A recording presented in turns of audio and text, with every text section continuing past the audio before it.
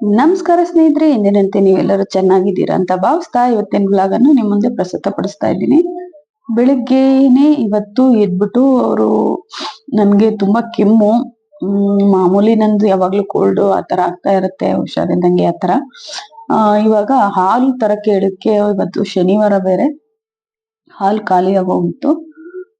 ನಮ್ಮ ಮನೆಯವರು ಇವಾಗ ಡಿಕಾಕ್ಷನ್ ಮಾಡು ಅಂದ್ರು. ನೋಡಿ, ನಾವು ಹಾಲು ಇಲ್ದಾಗ ಯಾವ ರೀತಿ ಮಾಡ್ಕೊಂಡು ಕುಡಿತೀವಂತ ತೋರಿಸ್ತೀನಿ ನೋಡಿ. ಈಗ 2 ಗ್ಲಾಸಿಗೆ ಆಗೋಷ್ಟು ಡಿಕಾಕ್ಷನ್ ಮಾಡ್ತಾ ಇದ್ದೀನಿ. 1.5-2 ಸ್ಪೂನ್ ಅಷ್ಟು ಟೀ ಪೌಡರ್ ಹಾಕಿ ಚೆನ್ನಾಗಿ ಕುದಿಸ್ಕೊಳ್ತೀನಿ. ಅದಕ್ಕೆ ಜಾಗ್ರಿ ಹಾಕಿರ್ತೀನಿ ನಾನು. ಜಾಗ್ರಿ ಬೆಲ್ಲ ಪೌಡರ್ ಬರುತ್ತಲ್ಲ, ಅದು ಹಾಕಿದ್ದೀನಿ. ಆದಷ್ಟು ಸಕ್ಕರೆ ಅವಾಯ್ಡ್ ಮಾಡಬೇಕು ಅಂತ ನೋಡಿ. ಬೆಲ್ಲನೂ ಇದೆ, ಜಾಗ್ರಿನೂ ಇದೆ, ಆದ್ರೆ ಇದಕ್ಕೆ ಬೇಗ ಅದು ಸಕ್ಕರೆ ಪೌಡರ್ ಟೈಪ್ ಇರುತ್ತೆ. ಬೆಲ್ಲನೇ ಅದು ಒರಿಜಿನಲ್ ಪ್ಯೂರ್, ಅದಕ್ಕೆ ಜಾಗ್ರಿ ಅಂತ ಹೇಳ್ತಾರೆ. ಸಾಮಾನ್ಯವಾಗಿ ಎಲ್ಲರಿಗೂ ನಿಮಗೂ ಗೊತ್ತಿರುತ್ತೆ ನೋಡಿ. ಇವಾಗ ಡಿಕಾಕ್ಷನ್ ತುಂಬಾ ಕಟುವಾಗಿರುತ್ತಲ್ವಾ, ತುಂಬಾ ಅಂದ್ರೆ ಬಾಯಿಲ್ ಹಾಕಿದ್ರೆ ತುಂಬಾ ಒಗರು ಆಗಿರುತ್ತೆ. ಅದಕ್ಕೋಸ್ಕರ ನಾನು 1 ಚಿಟಿಕೆ ಉಪ್ಪು ಹಾಕಿದೀನಿ. ಕಟುತನನ ಅದು ಹೊಡೆದಾಕ್ಬಿಡುತ್ತೆ. ರುಚಿ ಕರೆಕ್ಟ್ ಆಗಿ ಮೈಲ್ಡ್ ಆಗಿ ಬರುತ್ತೆ ಅಂತ. ಇವಾಗ ನೋಡಿ, ಇದು ನನ್ಗೆ, ಅದು ನಮ್ಮ ಮನೆಯವ್ರಿಗೆ. ಸ್ವಲ್ಪ ಲೈಟಾಗಿ ಒಗರು ಇರುತ್ತೆ. ನಾವು ಉಪ್ಪು ಹಾಕ್ಲಿಲ್ಲ ಅಂದ್ರೆ ತುಂಬಾ ಒಗರು, ಬಾಯಲ್ಲಿ 1 ಡ್ರಾಪ್ ಕೂಡ ಹಾಕಕ್ಕಾಗಲ್ಲ, ಅಷ್ಟೊಂದು ಒಗರಾಗಿರುತ್ತೆ. ಇವಾಗ ನಮ್ಮ ಮನೆಯವರು ನನ್ನ ಜೊತೆಗೆ ಕೂತ್ಕೊಂಡು ಕುಡಿತೀನಿ. ನಾನು ಇವತ್ತು ಹೇಳಿದೆ ಅನ್ನ ಸಾಂಬಾರೇ ಇದೆ, ಅದನ್ನೇ ತಿನ್ಕೊಳ್ಳಿ, ಇವಾಗ ಯಾವ್ದು ಟಿಫನ್ ಏನ್ ಮಾಡಲ್ಲ ಅಂತ. ನಮ್ಮನೆಯವರು ನೋಡಿ, ಅವ್ರಿಗೆ ನೋಡಿ ಸಿಹಿ ಜಾಸ್ತಿ ಇರ್ಬೇಕು. ನನ್ ಜಾಗ್ರಿ ಹಾಕಿದ್ದವ್ರಿಗೆ ಸಮಾಧಾನ ಆಗಿಲ್ಲ, ಮತ್ತೆ ಸಕ್ಕರೆ ತರಿಸ್ಕೊಂಡು ಹಾಕ್ಸ್ಕೊಂಡು ಕುಡಿತಾ ಇದ್ದಾರೆ. ನನ್ಗೇನಿಲ್ಲ, ಜಾಗ್ರಿ ಇದೆ ಸಾಕು, ಸ್ವೀಟ್ ಎಲ್ಲ ಕರೆಕ್ಟ್ ಆಗಿ ಇರುತ್ತೆ. ನೋಡಿ ಯಾವ ತರ ಕಲರ್ ಎಷ್ಟು ಚೆನ್ನಾಗಿದೆ.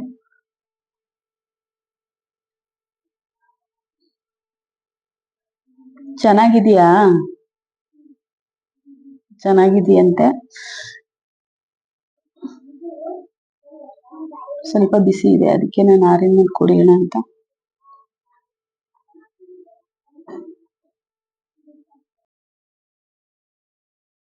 ನನ್ಗೆ ಶೀತ ಆದ್ರೆ ಕಣ್ಣು ಅಲರ್ಜಿ ತರ ಆಗಿ ಕಣ್ಣೆಲ್ಲ ಕಟ್ತಾ ಬರುತ್ತೆ.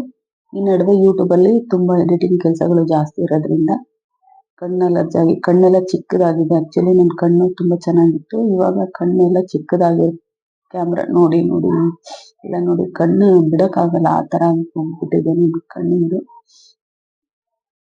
ರೀಡಿಂಗಿಗೆ ಮಾತ್ರ ನನಗೆ ಸ್ಪೆಕ್ಟ್ ಬಂದಿದ್ದು, ಇವಾಗ ಎಲ್ಲಿ ಬೇರೆ ರೀಸನ್ಗೆ ಇನ್ನ ನಂಬರು ಜಾಸ್ತಿ ಆಗ್ಬಿಡುತ್ತು ಅಂತ ಭಯ ಸ್ಟಾರ್ಟ್. ಈಗ ನೈಟಲ್ಲಿ ಎಲ್ಲ ಪಾತ್ರೆಗಳನ್ನೆಲ್ಲ ತೊಳೆದಿಟ್ಬಿಟ್ಟಿದೆ, ಒಂದ್ ರಾಶಿ ಇತ್ತು. ಈಗ ಅದನ್ನ ನೀಟಾಗೆಲ್ಲ ಜೋಡಿಸಿಟ್ಟು ನೀಟಾಗೆಲ್ಲ ನೆಕ್ಸ್ಟ್ ಮಧ್ಯಾಹ್ನದ ಅಡುಗೆಗಳು ಏನೇನಿದೆಯೋ ಅದನ್ನ ಸ್ಟಾರ್ಟ್ ಮಾಡ್ಬೇಕು. ನಾನು ಇವಾಗ ಅವರೇ ಬೇಳೆ ನಿನ್ನೆ ಈಗ ದೋಸೆ ಹಿಟ್ಟಿಗೆ ರೆಡಿ ಮಾಡ್ಕೊಳ್ತಾ ಇದ್ದೀನಿ. ನಾನು ವಾರದಲ್ಲಿ 2 ದಿನ ಅಥವಾ 3 ದಿನ, ವಾರಕ್ಕೆ ಏನಿಲ್ಲ ಅಂದ್ರೂ 2 ದಿನನಾದ್ರೂ ನಾನು ಇಡ್ಲಿ ಹಿಟ್ಟು ರೆಡಿ ಮಾಡ್ಕೊಳ್ತೀನಿ. ನೋಡಿ ಈ ತರ ಆಗಿದೆ, ತುಂಬಾ ಚೆನ್ನಾಗಾಗಿದೆ. ನೈಟಲ್ಲೇ ನೆನೆ ಹಾಕಿದ್ದೆ ಇದು, ಯಾಕೆಂದ್ರೆ ದೀಪಾವಳಿ ಜಾಸ್ತಿ ಸಿಗುತ್ತೆ ನಮ್ಗೆ, ಅದಕ್ಕೋಸ್ಕರ ವೇಸ್ಟ್ ಮಾಡೋದು. ಕೆಲವರೆಲ್ಲ ಮಾರ್ಕೊಳ್ತಾರೆ ಬೇರೆಯವ್ರಿಗೆ, ಆದ್ರೆ ನಮ್ಗೆ ಅವಶ್ಯಕತೆ ಇದೆ, ಅದಕ್ಕೋಸ್ಕರ ದೀಪಾವಳಿಲಿ ತುಂಬಾ ತಿಂಡಿಗಳಿಗೆ ಯೂಸ್ ಮಾಡ್ತೀನಿ ನಾನು. ಅಕ್ಕಿ ಹಿಟ್ಟು ಮಾಡಿಸಿ ತಾಲಿಪಟ್ಟು ಅದೆಲ್ಲ ಮಾಡ್ತಾ ಇರ್ತೀನಿ ನಾನು, ಪಡ್ಡು ಆ ಥರ. ಇವಾಗ ಅವರೇ ಬೇಳೆ ಸಾಂಬಾರನ್ನ ನಾನು ಮಾಡ್ತೀನಿ ನೋಡಿ. ನಿನ್ನೆ ನನಗೆ ಬೇಳೆ ಇರಲಿಲ್ಲ ಅಂದ್ಬಿಟ್ಟು ಹೆಸರು ಕಾಳಲ್ಲಿ ಮಾಡಿದ್ದೆ. ಇವತ್ತು ಅವರೇ ಬೇಳೆ ಕಡಲೆಯಲ್ಲಿ ಮಿಕ್ಸ್ ಆಗೋಗಿತ್ತು, ಹಂಗಾಗಿ ನಂಗೆ ಗೊತ್ತಿರಲಿಲ್ಲ ನೋಡಿ. ಇವಾಗ ಟೊಮೆಟೊ ಸಿಂಪಲ್ ಆಗಿ ಮೂಲಂಗಿ, ಇಷ್ಟು ಕರ್ಬೇವಿನ ಸೊಪ್ಪಿತ್ತು, ಅದು ಒಣಗೋಗಿತ್ತು. ಅಷ್ಟರಲ್ಲಿ ಇನ್ನು ಮಾಮೂಲಿ ಅರಿಶಿನ ಮತ್ತು ಅಚ್ಚ ಖಾರದ ಪುಡಿ ಅಷ್ಟು ಮಾತ್ರ ಹಾಕ್ತೀನಿ, ಉಪ್ಪು ಇಷ್ಟು ಬೇಯಿಸ್ಕೊಂಡು, ಆಮೇಲೆ ಅದು ಚೆನ್ನಾಗಿ ಬೆಂದಾದ ನಂತರ ಕುದಿಸುವಾಗ ಸಾಂಬಾರ್ ಪುಡಿ ಹಾಕೊಂಡು ತುಂಬಾ ಚೆನ್ನಾಗಿ ಬರುತ್ತೆ ಸಿಂಪಲ್ ಆಗಿ ಮಾಡೋದ್ರಿಂದ. ತರಕಾರಿನ ಅವರು ತುಂಬಾ ತಂದಿಲ್ಲ, ನಮ್ಗೆ ತರಕಾರಿ ಜಾಸ್ತಿ ಬೇಕಾಗಿರುತ್ತೆ, ತರಕಾರಿ ತಂದಿಲ್ಲ. ಬೆಳ್ಳುಳ್ಳಿ ಈರುಳ್ಳಿ ಎಲ್ಲ ತರಬೇಕು. ಸಂಡೆ ತರೋಣ ಅಂತ ಹೇಳಿದ್ದಾರೆ. ನಾಳೆ ಮೋಸ್ಟ್ಲಿ ಮಾರ್ಕೆಟ್ಗೆ ಹೋಗಿ ತರಬಹುದು. ನೋಡಿ ಉಪ್ಪು ಎಲ್ಲ ಹಾಕಿ ನೀರು ಹಾಕಿ ಬೇಲು ಇಟ್ಬಿಡ್ತೀನಿ ನಾನು.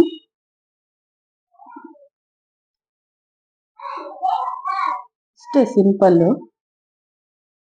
ಅದನ್ನ ನೀಟಾಗಿ ಸಾಂಬಾರ್ ಪುಡಿ ಎಲ್ಲ ಮೇಲೆ ತೇಲ್ತಾ ಇರತ್ತಲ್ವ, ಅದಕ್ಕೆ ಕೈ ಆಡ್ಬಿಟ್ಟು ಮುಚ್ಚಿ ವಿಜಿಲ್ ಹಾಕಿಟ್ಬಿಡ್ತೀನಿ. ಒಂದ್ 3-4 ವಿಜಿಲ್ ಆಗ್ಬೇಕು. ಯಾಕಂದ್ರೆ ತೊಗರಿ ಬೇಳೆ ಆದ್ರೆ 2-3 ಆದ್ರೂ ಸಾಕಾಗುತ್ತೆ. ಇದು ಅವರೇ ಬೇಳೆ ಅಲ್ವಾ, ಸ್ವಲ್ಪ ದೊಡ್ಡದು ಇರುತ್ತೆ, ಗಟ್ಟಿ ಇರುತ್ತೆ. ಹಂಗಾಗಿ 1 ವಿಜಿಲ್ ಎಕ್ಸ್ಟ್ರಾ ಮಾಡ್ಕೊಂಡ್ರೆ ಏನಾಗಲ್ಲ. ನೋಡಿ ಈ ತರ ಆಗಿದೆ ಆಲ್ರೆಡಿ ಬೆಂದು.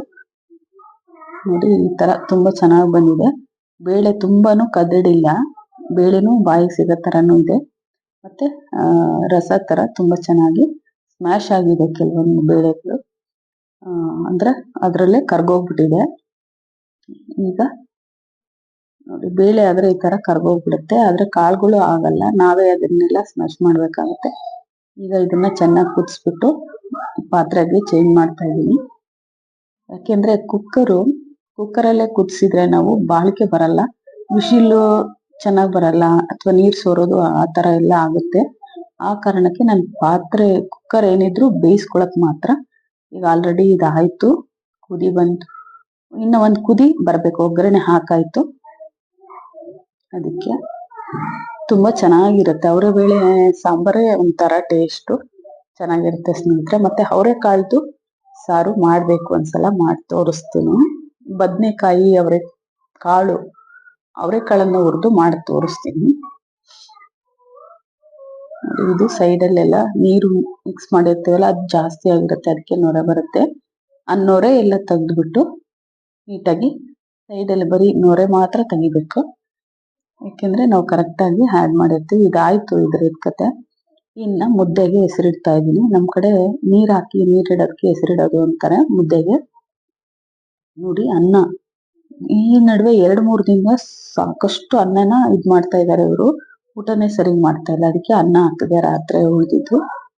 ಈಗ ಹಿಟ್ಟು ಹಾಕ್ತಾ ಇದ್ದೀನಿ. ಆಲ್ರೆಡಿ ಇದನ್ನ ನಾನು ಅವತ್ತೇ ಹೇಳಿದೆ ಚೆನ್ನಾಗಿ ಬೇಳೆ. ಇದು ನೋಡಿ ಮುದ್ದೆ ಕೋಲಲ್ಲೂ ಮಾಡ್ತೀನಿ, ಒಂದೊಂದ್ಸಲ ಚುಚ್ಕದಲ್ಲೂ ಮಾಡ್ತೀನಿ. ಆದ್ರೆ ಚುಚ್ಕದಲ್ಲಿ ಮಾಡಿದ್ರೆ ಈ ತರ ನಮ್ಗೆ ಕಂಫರ್ಟಬಲ್ ಆಗಿ ಬೇಗ ಒಂಚೂರು ಗೋಲ್ಡಿಲ್ದಂಗೆ ಎಲ್ಲ ತಿರುಗಿಸಿದ್ರೆ ತುಂಬಾ ಚೆನ್ನಾಗಿ ಮುದ್ದೆ ಬರುತ್ತೆ. ಮುದ್ದೆ ಕೋಲನ್ನು ಅಷ್ಟೇ ಮೀಡಿಯಂ ಸೈಜ್ ಮಾಡ್ಕೊಂಡಿರೋದ್ರಿಂದ ಎಷ್ಟು ಬೇಕೋ ಅಷ್ಟು ಅದು ಕೂಡ ಚೆನ್ನಾಗಿ ಬರುತ್ತೆ. ಆದ್ರೆ ಮುದ್ದೆ ಕೋಲಲ್ಲಿ ಮಾಡುವಾಗ ನಾವು ಕೆಳಗೆ ಇಳಿಸ್ಕೊಂಡು ಡ್ರಿಪ್ ಸಿಗಲ್ಲ. ಸ್ಪೂನಲ್ಲಿ ಆದ್ರೆ ಒಂದ್ ಪ್ಲಕ್ಕರ್ ಅಲ್ಲಿ ಇಟ್ಕೊಂಡು ಮಾಡೋದು. ನೋಡಿ ಈ ತರ ನಾನು ಮಾಡ್ತಾ ಇದೀನಲ್ಲ, ಅದು ಪ್ರೆಸ್ ಮಾಡಿದ್ರೆ ಮೇಲಕ್ಕೆ ಬರ್ಬೇಕಿತ್ತು, ಅವಾಗ ಬೆಂದಿದೆ ಅಂತ ಕುಟಿಬೇಕು. ಅದು ಅರೆ ಚೆನ್ನಾಗಿ ಸಣ್ಣ ಉರಿ ಮೇಲೆ ಬೇಯಿಸ್ಬೇಕು ಸ್ನೇಹಿತರೆ. ಅವಾಗ್ಲೇ ಅದು ತಿನ್ನೋಕೆ ರಾಗಿ ಮುದ್ದೆ ತುಂಬಾ ಚೆನ್ನಾಗಿ ಇರುತ್ತೆ. ಆರೋಗ್ಯ ಕೂಡ ಒಳ್ಳೇದು, ಹೊಟ್ಟೆ ಕೆಡಲ್ಲ. ರಾಗಿ ತುಂಬಾ ಅಷ್ಟು ಒಳ್ಳೆ ಫೈಬರ್ ಎಲ್ಲ ಇರುತ್ತೆ ಸ್ನೇಹಿತರೆ. ರಾಗಿ ತಿಂದ್ರೆ ರೋಗ ಇಲ್ಲ ಅಂತ ಗಾದೆ ಮಾತು ಹೇಳ್ತೀವಿ ಕೂಡ. ತುಂಬಾ ಒಳ್ಳೇದು ರಾಗಿ ಮುದ್ದೆ. ಈ ನಡುವೆ ನಮ್ಮ ಮನೇಲಿ ಬರೀ ರೈಸು ಅಂತ ನಮ್ಮ ಮನೆಯವರು ಇದ್ ಮಾಡ್ತಾರೆ.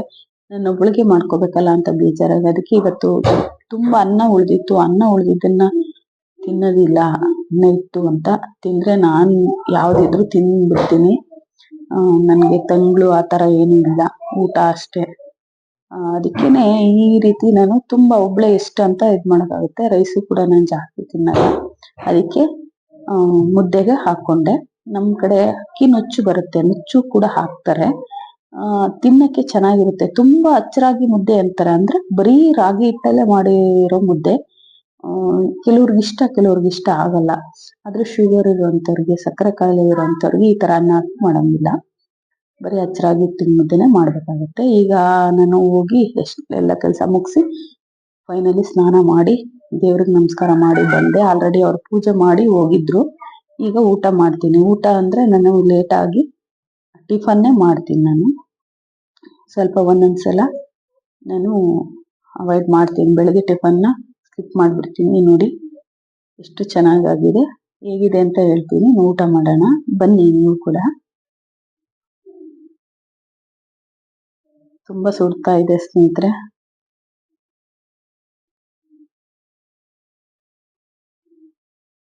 ಟೇಸ್ಟ್ ಆಗಿದೆ, ತುಂಬಾ ಚೆನ್ನಾಗಿದೆ, ಸೂಪರ್ ಆಗಿದೆ. ಮುದ್ದೆಗೆ ಅದು ಅಕ್ಕಿ ನುಚ್ಚು ಅಥವಾ ಅನ್ನ ಅಕ್ಕಿ ಮಾಡಿದ ಮುದ್ದೆಗಂತೂ ತುಂಬಾ ಚೆನ್ನಾಗಿರುತ್ತೆ. ಮುದ್ದೆ ಅಂತ ಊಟ ಇಲ್ಲ, ಸಿದ್ದಪ್ಪನಂತ ದೇವ್ರಿಲ್ಲ ಅಂತ ನಮ್ಮ ಅಜ್ಜಿ ಹೇಳ್ತಾ ಇದ್ರು ಯಾವಾಗ್ಲೂ. ಈಗ ಫೈನಲಿ ಊಟ ಎಲ್ಲ ಆಯ್ತು ನಮ್ದು. ಸ್ವಲ್ಪ ಹಸಿ ಇದೆ ಕೂದಲು.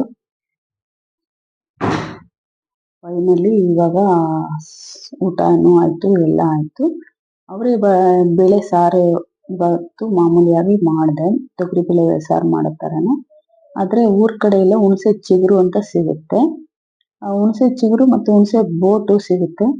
ಅದನ್ನ ತಗೊಂಡ್ ಬಂದು ಕೆಂಡ ಇರಬೇಕು, ಕೆಂಡದಲ್ಲಿ ಹಾಕಿ ಸುಟ್ಬಿಟ್ಟು ಚೆನ್ನಾಗಿ ಅದನ್ನ ಮಾಡಿದ್ರೆ ತುಂಬಾ ಟೇಸ್ಟಿಯಾಗಿರುತ್ತೆ. ಇನ್ನೊಂದ್ಸಲ ಸಂದರ್ಭ ಬಂದ್ರೆ ನಾನು ಅದನ್ನ ಖಂಡಿತವಾಗ್ಲೂ ಮಾಡಿ ತೋರಿಸ್ತೀನಿ. ಹುಣಸೆ ಬೋಟ್ ಸುಟ್ಟಿರೋದು ರಸ ಹಿಂಡಿ ಮಾಡಿದ್ರೆ ಸೂಪರ್ ಆಗಿರುತ್ತೆ ಸ್ನೇಹಿತರೆ. ಜೋಳದ ಮುದ್ದೆ ಮಾಡಿದ್ರಂತೂ ತುಂಬಾ ಚೆನ್ನಾಗಿರುತ್ತೆ.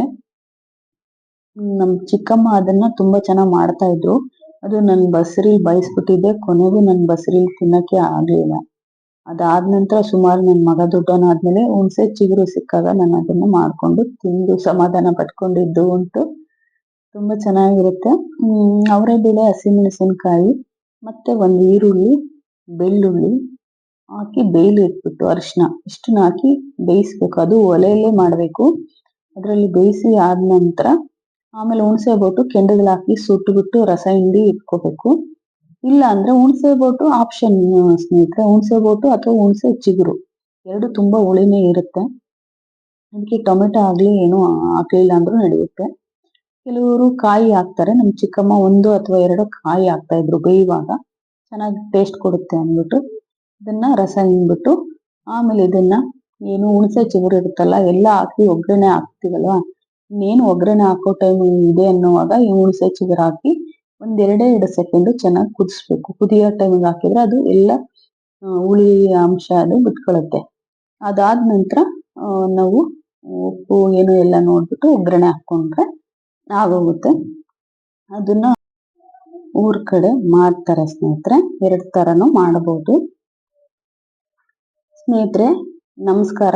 ನಾನು ಮತ್ತೆ ಮುಂದಿನ ವಿಡಿಯೋದಲ್ಲಿ ಭೇಟಿ ಆಗ್ತೀನಿ. ನಮಸ್ಕಾರ.